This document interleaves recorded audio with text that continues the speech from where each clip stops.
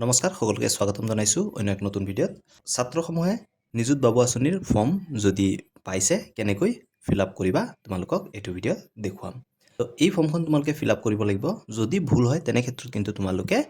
দ্বিতীয়খন ফৰ্ম নোপোৱা বা এই আঁচনিৰ পৰাও বঞ্চিত হ'বা যদি তোমালোকে ফৰ্ম এতিয়ালৈকে পোৱা নাই এই ভিডিঅ'টো তোমাৰ লগৰ বন্ধুৰ লগত শ্বেয়াৰ কৰি দিবা যেন তোমালোকে যেতিয়া ফৰ্ম পোৱা তাৰ পিছত লিংকটোত ক্লিক কৰি তোমালোকে এই ভিডিঅ'টো চাব পাৰা আৰু যদি তোমালোকে ফৰ্ম পাইছা কেনেকৈ ফিল আপ কৰিবা সেইটোৱে এইটো ভিডিঅ'ত দেখুৱাম তো তোমালোকে চাব পাৰা যে গভৰ্ণমেণ্ট অফ আছাম মুখ্যমন্ত্ৰীৰ নিযুত বাবু আঁচনি এই ফৰ্মখন মই প্ৰিণ্ট আউট কৰি লৈছোঁ যেহেতু অৰিজিনেল ফৰ্মখন মই লেতেৰা কৰিব বিচৰা নাই সেয়েহে জেৰক্স কৰি লৈছোঁ আৰু ইয়াত তোমালোকক দেখুৱাম যে তোমালোকে কেনেকৈ ফিল আপ কৰিবা নিযুত বাবু আঁচনি এইটো ইউজিৰ ফৰ্ম হয় BA BSc BCom যদি কৰি আছে সেই ছাত্ৰসমূহৰ কাৰণে হয় পিজিৰ কাৰণে অকমান বেলেগ হ'ব কিন্তু কন্টেন্টখিনি একেই হ'ব তোমালোকে কেনেকৈ ফিল আপ কৰিবা সেইটোৱে দেখুৱাম তো তোমালোকে যদি ইয়াত চোৱা এ নম্বৰত আছে পাৰ্সোনেল ইনফৰমেশ্যন তো তোমাৰ ব্যক্তিগত ইনফৰমেশ্যনখিনি দিব লাগিব তো এক নম্বৰত ইয়াত কি দি আছে যে নেম অফ ষ্টুডেণ্ট তো ইয়াত ষ্টুডেণ্টজনৰ নাম দি দিবা যদি নাম হয় বিকাশ দাস তো বিকাশ দাস বুলি দি দিবা তাৰপিছত দ্বিতীয়তে আছে মেৰিটেল ষ্টেটাছ তো যদি তুমি সিঙ্গেল হয় অৰ্থাৎ বিয়া কৰা নাই তেনে ক্ষেত্ৰত তুমি সিঙ্গেলত টিক কৰি দিবা যদি বিয়া কৰা হয় তেনে ক্ষেত্ৰত মেৰিডত টিক কৰি দিবা তো যদি সিঙ্গেল হয় অৰ্থাৎ তুমি বিয়া কৰা নাই তেনে ক্ষেত্ৰত এইটো বক্সত টিক কৰি দিবা ইয়াৰ পিছত ইয়াত আহিছে ডেট অফ বাৰ্থ তো তোমাৰ জন্মৰ তাৰিখটো ইয়াত দিব লাগিব তো প্ৰথমতে কি কৰিবা তোমাৰ জন্মৰ তাৰিখটো লিখি দিবা যেনে ধৰি লোৱা তোমাৰ 2 ফেব্ৰুৱাৰীৰ 2000ত জন্ম হৈছে তেনে ক্ষেত্ৰত প্ৰথমতে তোমালোকে কি কৰিবা তাৰিখটো লিখিবা 02 তাৰপিছত ফেব্ৰুৱাৰী মাহটো যেহেতু দ্বিতীয় মাহ হয় তেনে ক্ষেত্ৰত তোমালোকে 02 বুলি দি দিবা আৰু 2000 যদি হয় 2000 বুলি দি দিবা তো এনেকৈ তোমালোকে দি দিবা প্ৰথম দুটা ঘৰ ডেটৰ কাৰণে সেকেন্ড দুটা ঘৰ মান্থৰ কাৰণে অৰ্থাৎ মাহৰ কাৰণে আৰু শেষৰ চাৰিটা ঘৰ চনৰ কাৰণে তাৰ পিছত তোমালোকে ইয়াত চাব পাৰা যে name of father or mother or guardian তো তোমাৰ দেউতাৰ নামটো ইয়াত লিখি দিবা যদি দেউতা নাই মাৰ নামটো লিখি দিবা আৰু যদি মা দেউতা কোনো নাই তেনে ক্ষেত্ৰত তোমাৰ গাৰ্জেনৰ নামটো ইয়াত লিখি দিবা তো ইয়াত নেম অফ দ্য ফাদাৰ যদি দেউতা আছে তেনে ক্ষেত্ৰত লিখি দিবা যদি নাম বোলে উদয় দাস হয় তেনে ক্ষেত্ৰত উদয় দাস বুলি লিখি দিবা তাৰ পিছত ইয়াত ৰিলিজিয়ন যদি তুমি হিন্দু হয় তেনে ক্ষেত্ৰত হিন্দু বুলি লিখি দিবা আৰু যদি তুমি মুসলিম হয় তেনে ক্ষেত্ৰত মুসলিম বুলি লিখি দিবা আৰু যদি খ্ৰীষ্টিয়ান হয় খ্ৰীষ্টিয়ান বুলি লিখি দিবা তুমি যিটো ধৰ্মৰ হয় সেইটো লিখি দিবা ইয়াৰ পিছত ইয়াত আহিছে মোবাইল নাম্বাৰ তো এইটো বক্সত তোমাৰ মোবাইল নাম্বাৰটো দি দিবা যিটো মোবাইল নাম্বাৰ তোমালোকে বৰ্তমানে ইউজ কৰি আছা সেই মোবাইল নাম্বাৰটো এইটো বক্সত দি দিবা দি দিয়াৰ পিছত 7 নম্বৰতে আহিছে এড্ৰেছ তো তোমাৰ এড্ৰেছটো লিখিব লাগিব তো এড্ৰেছটো তোমালোকে কেনেকৈ দিবা ইয়াত তোমালোকে চাব পাৰা যে ভিলেজ অৰ টাউন অৰ সিটি তো যদি তুমি গাঁও অঞ্চলত থাকা তেনে ক্ষেত্ৰত ইয়াত গাঁৱৰ নামটো লিখি দিবা আৰু যদি টাউন অঞ্চলত থাকা তেনে ক্ষেত্ৰত টাউনৰ নামটো ইয়াত লিখি দিবা বাস যদি সিটিত থাকা তেনে ক্ষেত্ৰত সিটিৰ নামটো দি দিবা ধৰি লোৱা এই এপ্লিকেন্টজন গাঁৱত থাকে তেনে ক্ষেত্ৰত গাঁৱৰ নাম যদি শালমাৰা হয় তেনে ক্ষেত্ৰত তোমালোকে শালমাৰা বুলি লিখি দিবা তাৰ পিছত ইয়াত পিন কোডটো দি দিবা তোমালোকৰ যি এৰিয়া পিন কোড হয় সেইটো তোমালোকে ইয়াত দি দিবা তাৰ পিছত তোমালোকে নিজৰ ব্লক বা মিউনিসিপালিটি বা টাউন কমিটিৰ নামটো এইটো বক্সত দিব লাগিব তো ধৰি লোৱা এই গাঁওখন ৰহা ব্লকৰ আন্ডাৰত পৰে তো তেনে ক্ষেত্ৰত ৰহা বুলি দি দিলো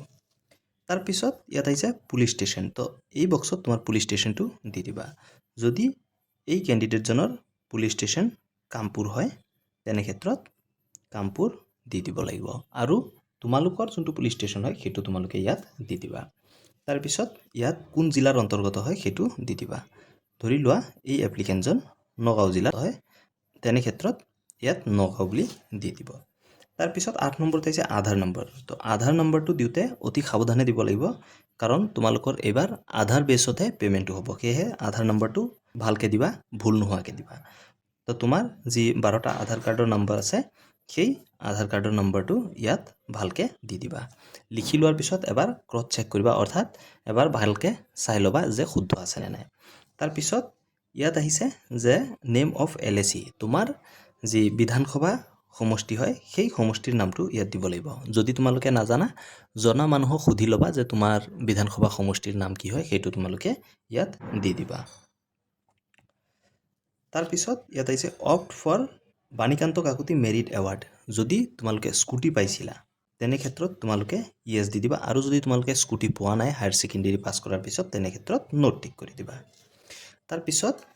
ইয়াত আহিছে এডুকেশ্যনেল ডিটেইলছ তো তোমাৰ শিক্ষাগত যি অৰ্হতা হয় তাৰ ডিটেইলছখিনি দিব লাগিব এক নম্বৰতে আহিছে যে name of the institution from which pass তো তুমি হায়াৰ ছেকেণ্ডেৰী কোন ইনষ্টিটিউটৰ পৰা পাছ কৰিছা সেইটো ইয়াত দি দিবা যোনখন স্কুলৰ পৰা পাছ কৰিছা সেই স্কুলৰ নামটো দি দিবা ধৰি লোৱা এই কেণ্ডিডেটজন ৰহা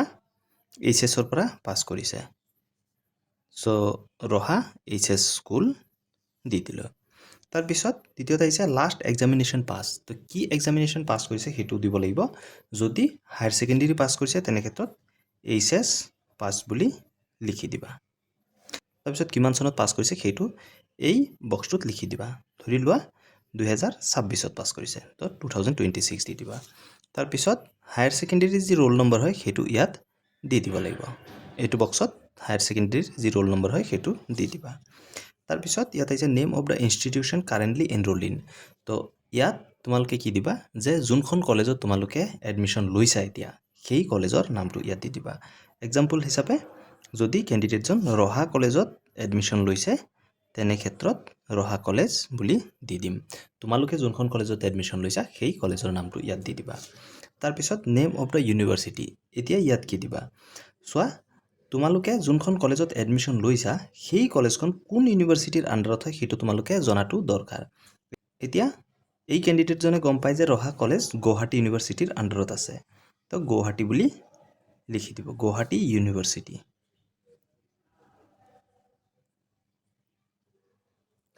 তো তোমালোকে যোনখন কলেজত এডমিশ্যন লৈছা তোমালোকৰ কলেজখন কোন ইউনিভাৰ্চিটিৰ আণ্ডাৰত আছে সেইটো তোমালোকে জানি ল'বা জানি লৈ ইয়াত ইউনিভাৰ্চিটিৰ নামটো দি দিবা তাৰপিছত তোমালোকৰ যি সমৰ্থৰ এনৰোলমেণ্ট নম্বৰ হয় সেইটো এইটো বক্সত লিখি দিবা যদি তোমালোকে এই সমৰ্থ পৰ্টেলৰ এনৰোলমেণ্ট নম্বৰটো নাজানা তেনে ক্ষেত্ৰত আমাক কমেণ্ট ছেকশ্যনত জনাই দিবা আমি ডেফিনেটলি এটা ভিডিঅ' বনাম যে তোমালোকে সমৰ্থৰ এনৰোলমেণ্ট নম্বৰটো ক'ত পাবা আৰু যদি জানা সেইটো এইটো বক্সত লিখি দিবা তাৰপিছত আহিছে মোষ্ট ক্ৰুচিয়েল পাৰ্ট যিটো হ'ল বেংক ডিটেইলছ তো এক নম্বৰতে তোমাৰ একাউণ্ট নম্বৰটো এইটো বক্সত দি দিবা তাৰপিছত IFSC কোডটো এইটো বক্সত দি দিবা যেতিয়া তোমালোকে এই ইনফৰমেশ্যনখিনি দিবা অতি সাৱধানে দিবা যেন ভুল নহয় তাৰপিছত একাউণ্ট হোল্ডাৰ নেমটো দিবা যাৰ বেংক পাছবুক দিছা সেই একাউণ্ট হোল্ডাৰৰ নামটো দি দিবা বেংক পাছবুকত যেনেকৈ আছে ঠিক তেনেদৰে ইয়াত দি দিবা তাৰপিছত 4 নম্বৰত বেংক নেম তো ইয়াত তোমাৰ যোনটো বেংকত একাউণ্ট আছে সেই বেংকৰ নামটো দি দিবা SBI হ'লে SBI দি দিবা যদি পাঞ্জাব নেশ্যনেল বেংক হয় PNB বুলি দি দিবা যোনটো বেংক হয় সেই বেংকৰ নামটো ইয়াত দি দিবা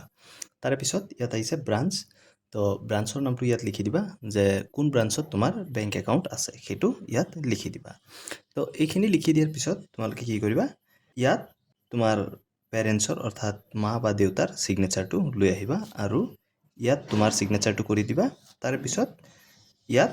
তোমালোকৰ কলেজৰ প্ৰিন্সিপালৰ ছিগনেচাৰটো লৈ ল'বা লৈ এখন কলেজত ছাবমিট কৰি দিবা যদি তোমালোকৰ কিবা ডাউট আছে তোমালোকে কমেণ্ট ছেকশ্যনত সুধি দিবা মই ডেফিনেটলি তোমালোকৰ কমেণ্টৰ এনচাৰ দিয়াৰ ট্ৰাই কৰিম ধন্যবাদ জয় অসম